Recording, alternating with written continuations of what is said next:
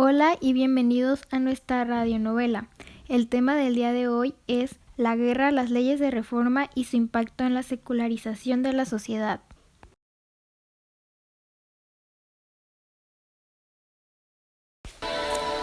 La Constitución de 1857 era un documento radical, pues establecía una serie de leyes en busca de transformar la realidad social del país de acuerdo con los ideales liberales.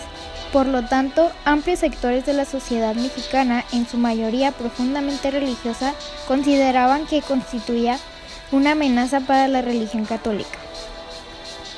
Las leyes de reforma inicialmente fueron tres. Ley de Juárez, de 1855, suprimía los fueros del clero y del ejército y declaraba a todos los ciudadanos iguales ante la ley, promulgada por Benito Juárez. Ley Lerdo, de 1856, obligaba a las corporaciones civiles y eclesiásticas a vender casas, terrenos. Fue creada por Miguel Lerdo de Tejada. Ley Iglesias, de 1857, prohibió el cobro de derechos o obeciones parroquiales, el diezmo, promulgado por José María Iglesias.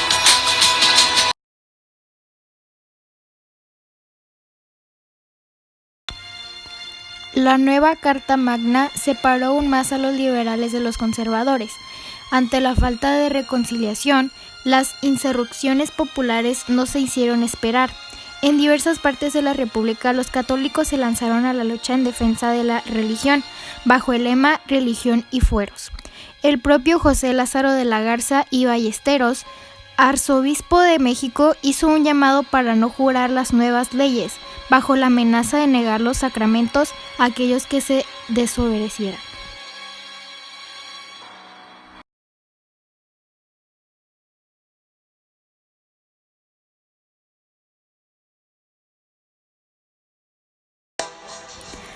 Frente a estas críticas, los liberales justificaban su posición e insistían en la necesidad de secularizar a la población mexicana como condición imprescindible para el progreso del país. Las diferencias entre las dos facciones y la radicalización de sus posturas condujeron a una guerra civil, es decir, a un enfrentamiento entre mexicanos. El conflicto se inició cuando un grupo de conservadores dirigido por Félix María Zuloaga, se levantó con el Plan de Tacubaya en diciembre de 1857. Estos rebeldes pretendían anular la Constitución, desconocer al gobierno, convocar un congreso extraordinario y redactar una nueva Carta Magna que, desde su perspectiva, representara los intereses generales del pueblo. Ignacio Comonfort, el presidente constitucional, intentó resolver la situación al invitar a políticos liberales y conservadores a participar en su gobierno, en la creencia de que si convocaba a ambos grupos, los conflictos terminarían y se llegaría a una reconciliación. No fue así, por lo que decidió apoyar el Plan de Tacubaya e hizo encarcelar a algunos políticos liberales, entre ellos a Benito Juárez, que ocupaba el cargo de presidente de la Suprema Corte de Justicia.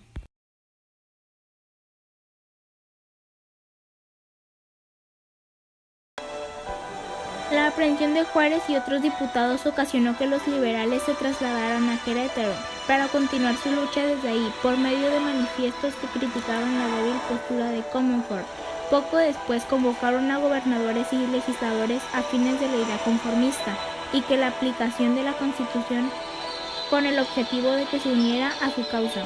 Comonfort no quiso tomar medidas radicales y, pese a que ya había apoyado el Plan de Tacubaya, se negó a suspender las leyes de reforma. Ante la incertidumbre, restableció la Constitución. Sin embargo, para entonces ambas facciones desconfiaban de él, por lo que en 1858 fue desconocido como presidente de la República y en lugar el grupo conservador nombró a Félix Zuloaga.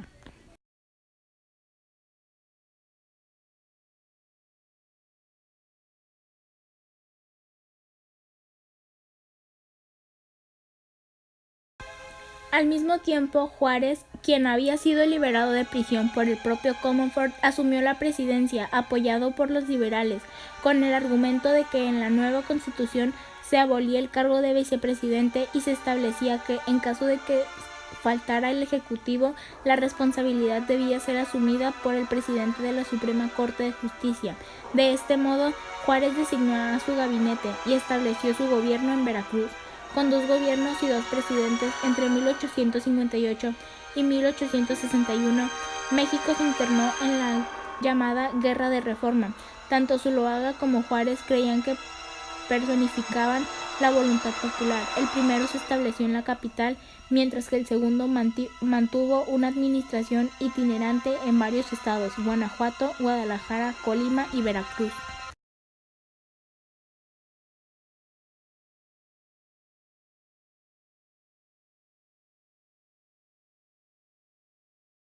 En sus sedes alternas, los liberales radicalizaron aún más su postura y emitieron las llamadas leyes de reforma. Entre otros aspectos, en ellas se incluía la nacionalización de los bienes del clero. Se declaraba la libertad de culto, se hacía obligatorio el matrimonio civil y se proclamaba que el Estado se encargaría de administrar los cementerios y panteones, con lo que se concretaba la separación entre el Estado y la Iglesia. Estas nuevas leyes se incorporaron a la Constitución de 1857. Los liberales también disolvieron el monopolio de la Iglesia sobre la educación y declararon laica la instrucción impartida por el Estado, donde la escuela era clave, pues constituía el ámbito donde serían enseñados los valores democráticos propios de un nuevo sujeto en la vida nacional, el ciudadano.